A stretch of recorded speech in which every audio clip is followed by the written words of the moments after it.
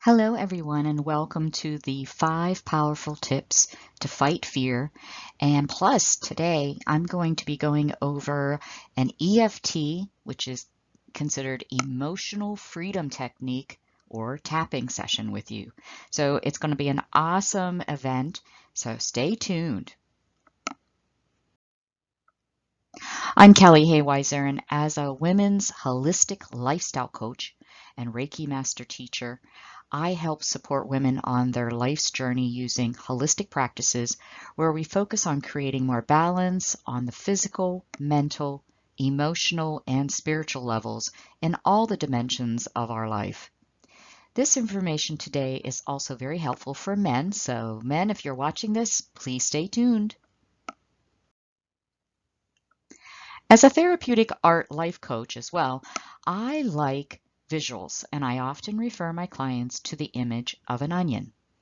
No matter what we are dealing with, we can peel away the layers of an onion to get to the center of a situation.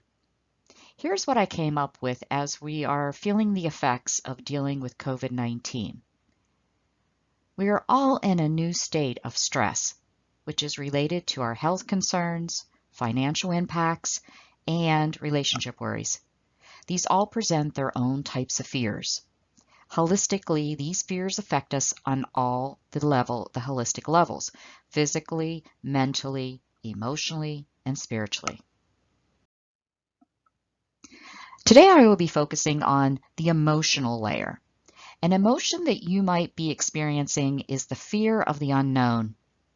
Fear of feeling unsafe when you're going out into public. Are you feeling overwhelmed with all the restrictions?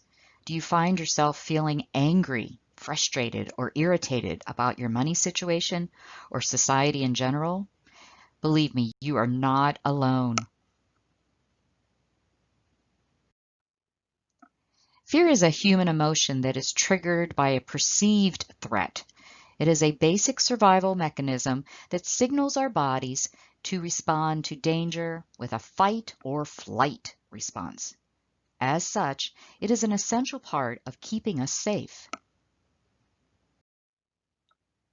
However, when people live in constant fear, whether from physical dangers in their environment or threats that they perceive, they can become incapacitated. How fear works. Fear prepares us to react to danger. Once we sense a potential danger, our body releases hormones that slow or shut down functions not needed for survival, such as your digestive system.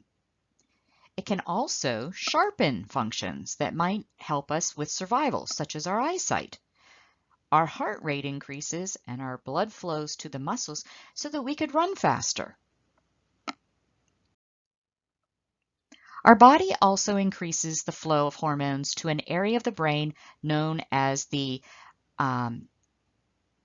amygdala to help us focus on presenting danger and store it in our memory. I am going to repeat that again. This amygdala is where we focus on storing these memories of those presenting dangers.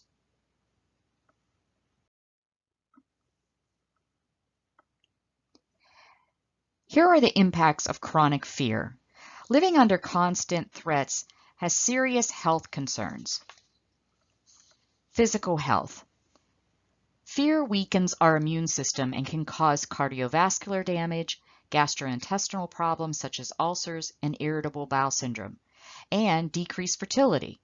It can lead to accelerated aging and even premature death. Memory. Yes, the fear can impair formation of long-term memories and cause damage to certain parts of the brain, such as the hippocampus. This can make it even more difficult to regulate the fear and can leave a person anxious most of the time. To someone in chronic fear, the world looks scary and their memories confirm that. Brain processing and reactivity. Fear can interrupt processes in our brain that allow us to regulate our emotions, read nonverbal cues, and other formations presented to us, reflect before acting, and act ethically. This impacts our thinking and decision-making in negative ways, leaving us susceptible to intense emotions and impulsive reactions. All of these effects can leave us unable to act appropriately. Mental health. Other consequences of long-term fear include fatigue, clinical depression, and PSTD.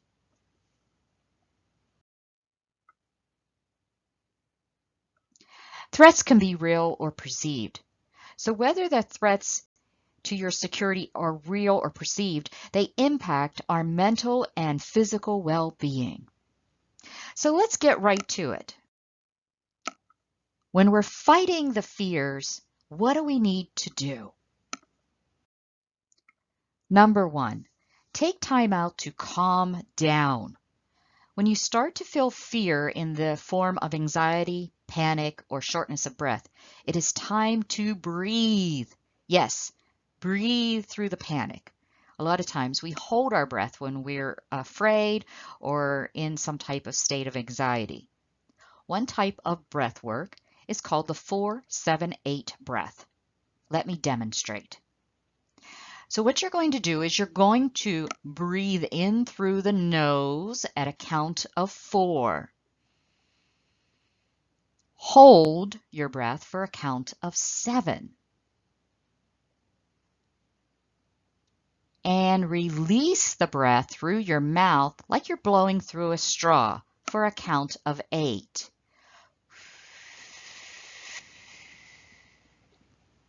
Now do this with me. Breathe in for a count of 4 through the nose. Hold for the count of 7.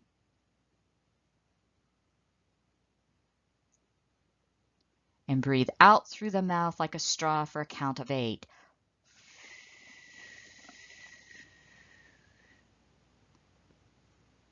Okay, one more time. Breathe in through the nose, count of 4. Hold for a count of 7.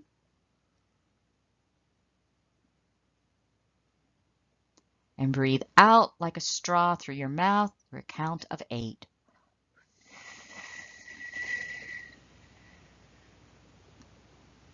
You'll want to do this with 3 to 4 cycles, no more than 4 cycles.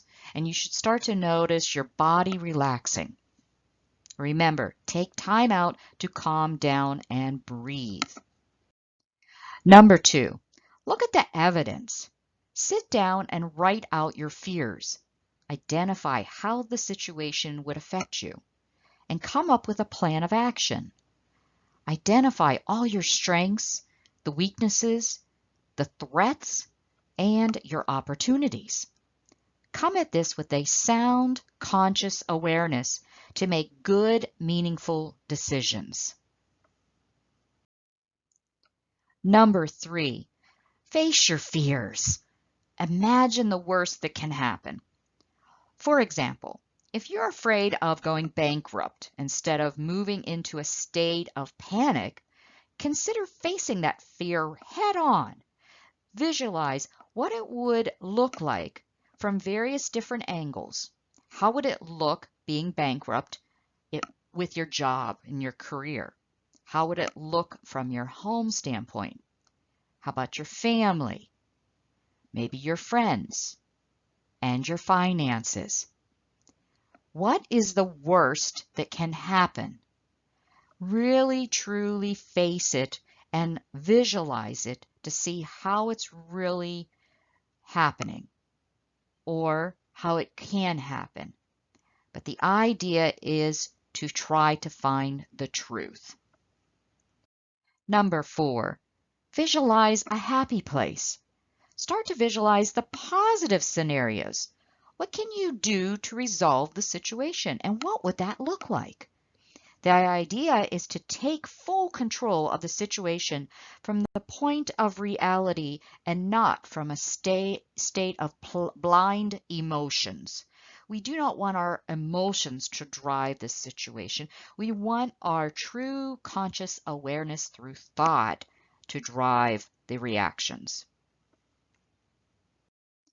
Number 5, talk through the fear with a trusted friend or mentor. Here's where you can gain perspective of the true reality. Make sure that it is a trusted friend that can help guide you through the emotions and clear a path that is filled with possibilities and not all doom and gloom. You want somebody that's going to sit down and really help you to break apart that fear and really hone in on the truth and what it is that needs to be done.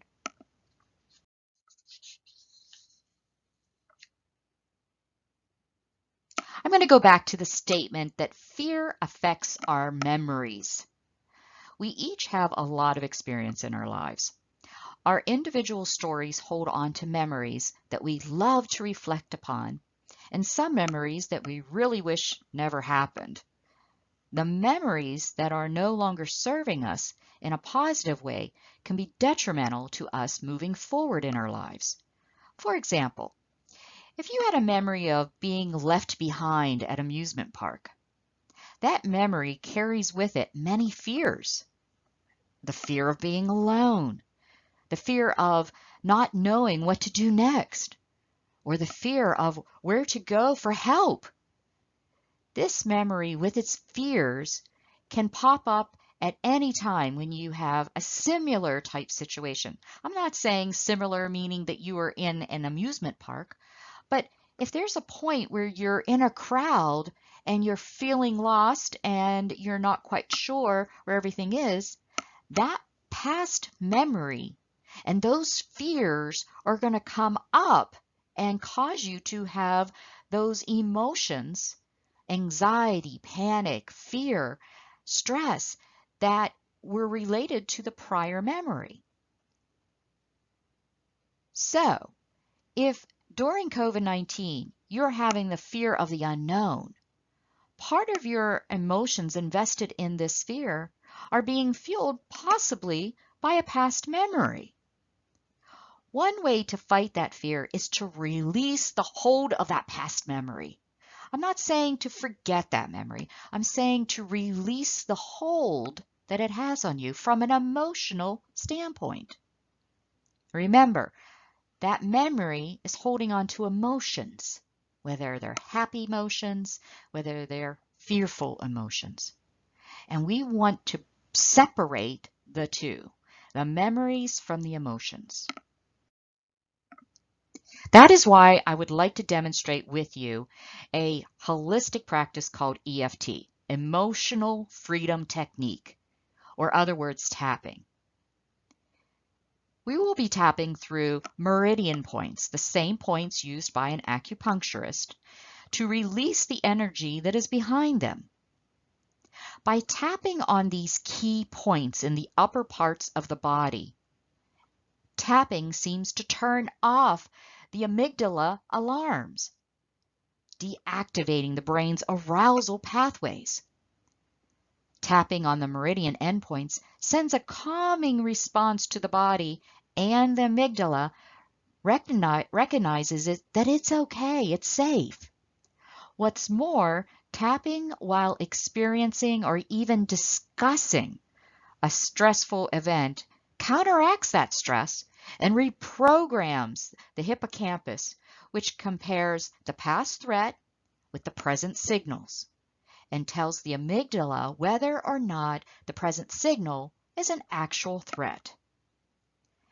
Research at Harvard Medical Center over the past decades has shown that the stimulation of selected meridian acupoints decreases the activity in the amygdala and the hippocampus, another part of the limbic brain, and other parts of the brain associated with fear. In an MRI and PET brain scan, you can clearly see the amygdala's red alert being called off when the acupoints are being stimulated.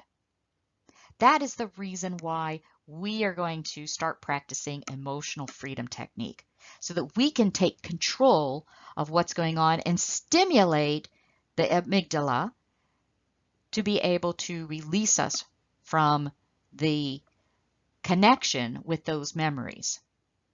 Okay, so this is what we're going to do. You're going to follow me through here, and I'm showing you a picture of the points.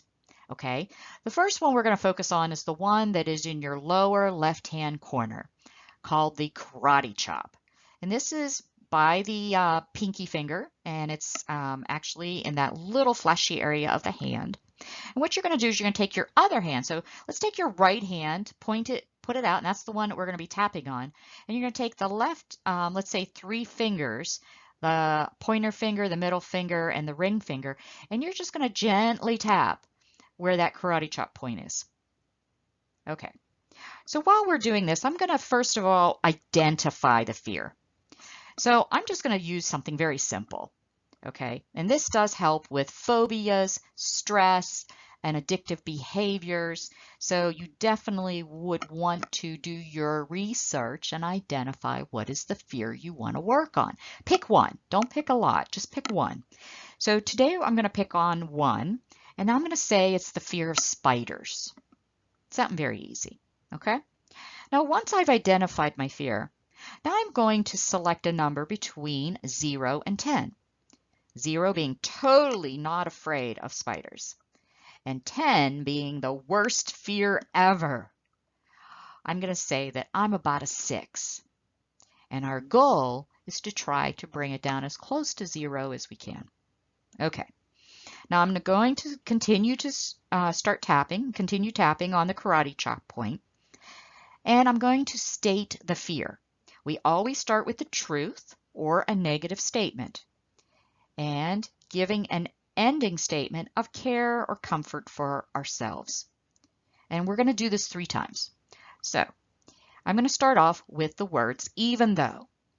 Even though I have a fear of spiders, I deeply and completely accept myself. I'm going to repeat that again. Even though I have a fear of spiders, I deeply and completely accept myself. And you're going to do this 3 times. So we're going to go on to the 3rd. And again, continuing to tap on the karate chop point. Even though I have a fear of spiders, I deeply and completely accept myself. Now, I'm going to move to the acupoint on the top of the head. And taking your pointer finger and middle finger, just gently tap on the top of the head. It might be a little sore spot up there in the middle of the head, and that's where your acupoint is. And you're going to state a shortened version of the fear. I'm afraid of spiders. And you're going to tap about 5 to 7 times.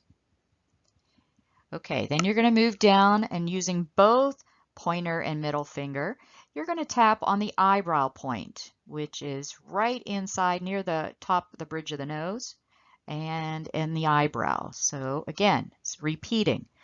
I'm afraid of spiders. Okay, now moving to the side of the eye. Tapping gently. I'm afraid of spiders. Okay, under the eye. And you're going to tap and you're going to repeat the shortened version. I'm afraid of spiders. Under the nose. I'm afraid of spiders. Under the mouth, the chin area. I'm afraid of spiders. Okay, top of the collarbone, both sides. I'm afraid of spiders. Okay, we're going to skip to under the arm. Under the arm, which is about 4 inches from the armpit. Okay, I'm afraid of spiders. Okay, you're going to continue back at the top of the head and continue this cycle for about 3 to 4 times. Okay, I'm afraid of spiders. Eyebrow, I'm afraid of spiders. Side of the eye, I'm afraid of spiders. Under the eye, I'm afraid of spiders. Now you might be starting to get some messages while you're doing this. Under the nose, I'm afraid of spiders. Under the mouth, chin area, I'm afraid of spiders. Maybe you're starting to think to yourself, I'm really not afraid of spiders as much as I thought I was. Collarbone, I'm afraid of spiders. You might even start to think about, how can I fight off the fear of spiders? Well, maybe I can squash them under my foot. Maybe I can get somebody to come in and kill one. Under the armpit. I'm afraid of spiders. Okay. And so what you're noticing as you're tapping through these points, and you want to continue for about 3-4 rounds, stating the truth. But if you start to notice that your thought patterns are changing, and they're changing to a positive statement, maybe I'm not so afraid of spiders. Oh, they don't really bother me. Oh, what? I saw a spider the other day and it really wasn't that bad. You start to see where the negative is starting to move to a positive, okay?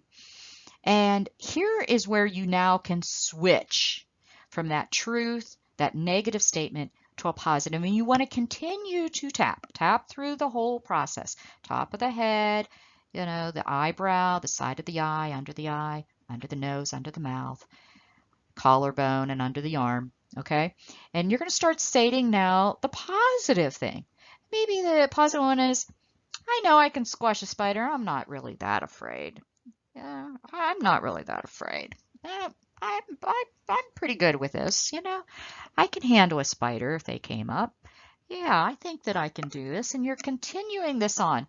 Okay, once you've gone through that cycle of positive statement that you've come up with, and if you didn't get to it through thought process, write it down so that you can go to it. And you want to start with you start the statement with now that I'm feeling this, because you want it to be in the present moment. Now that I'm no longer afraid of spiders. Now that I know I can fight a spider. Now that I can handle squashing a spider. When you move to that positive statement, you want to do 1 or 2 rounds. And then when you're done with the under the arm, you just want to come to a state of calmness and take a nice deep breath in. So do that with me right now. Take a nice deep breath in. Okay. And then what you want to do is re-rate your fear. So how am I feeling right now? Am I still at a 6? No, I'd say like right now I'm probably at a 3 or a 2. Okay.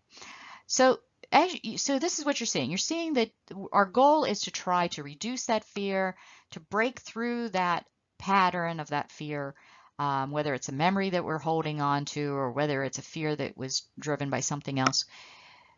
The idea is we got to break through it. And like I said, your goal is to try to bring down that rate. Now, if you go up or you stay the same, all that's telling you is that onion, that layers of onion of that fear is deeper and deeper and deeper, and it's embedded a little bit more.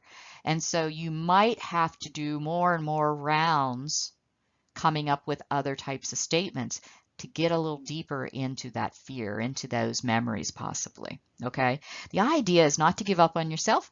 When you get down to about a 2 or a 1, you're doing really, really good, okay? Great. Okay, so I hope that you will turn to tapping, and if you need scripts and you need something to start working through, please give me a call and reach out to me, because we start breaking through not only memories, but thought patterns, addictions, and also limiting beliefs, which is really deep. It's really rooted deep into our psyche. And so I can help you to do that. Okay, great. Okay, I hope that this holistic practice of tapping is something you will consider and will reach out to me. And let's move on. So I want to introduce you to another holistic practice that helps you to fight your fears, and that's Reiki. Reiki is a Japanese word meaning universal life energy. It is a non-intrusive method of hands-on energy healing that taps into the energy that is all around us and runs through us. By the way, our thoughts and our emotions are energy, and we call this energy chi or ki. Reiki is not a massage, a hypnosis, or a tool for diagnosing an illness. It actually helps to alleviate anxiety and depression. Reiki has the power to promote balance among all the body's systems, physically, mentally, emotionally, and spiritually, and provide deep relaxation. Reiki is being successfully integrated into clinical settings to complement medical care and psychological counseling. Reiki is easy to learn for taking control of your holistic well-being and your conscious awareness. Trained students can give Reiki to themselves as well as to family, friends, others. This hands-on practice for self-care is compassionate but very powerful.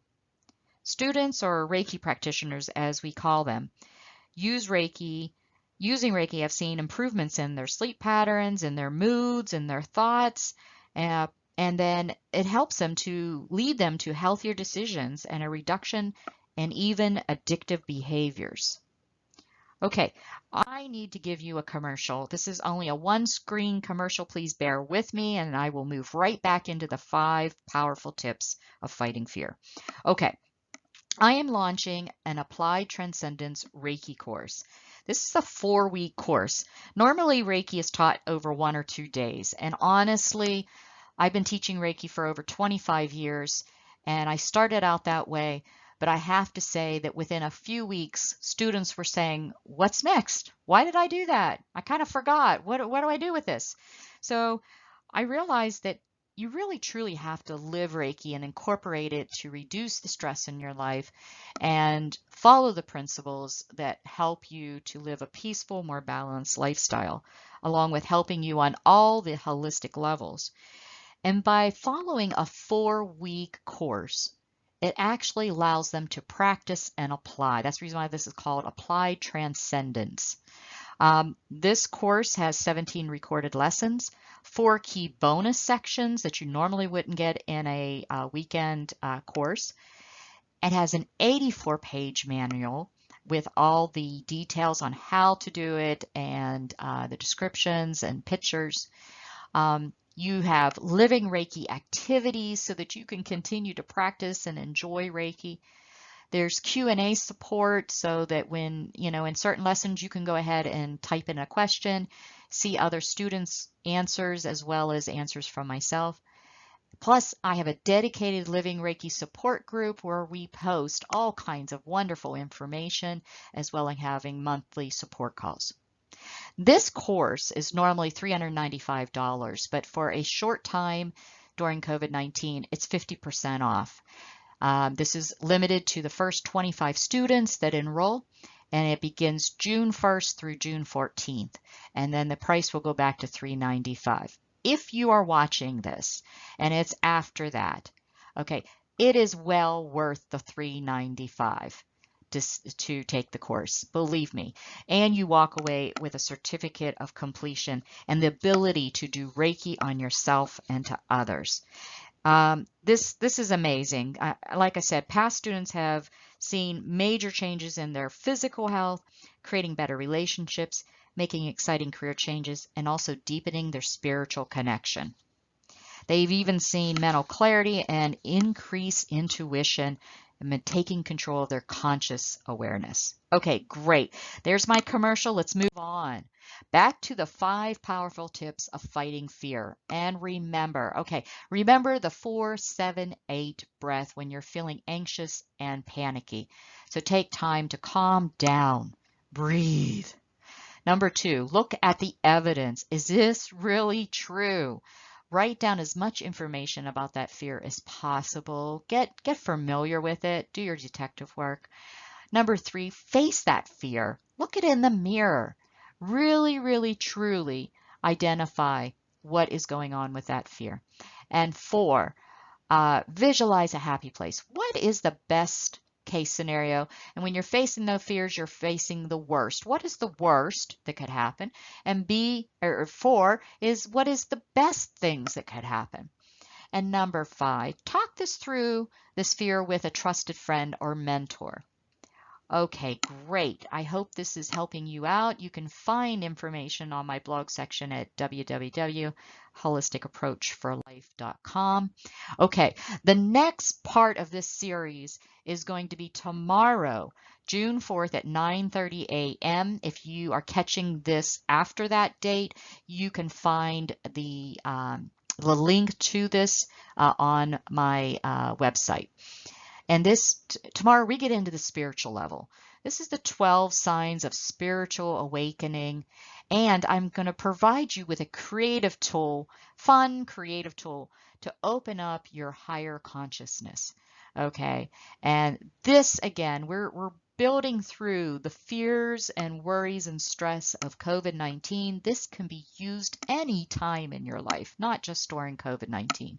And we want to get into the spiritual level as well, because we are truly a whole person full of physical, mental, emotional, and spiritual dimensions. Okay, awesome. Thank you again. My name is Kelly Hayweiser, and I holistically support women on their path to finding balance and a healthy lifestyle. You take care, and I'll talk with you soon.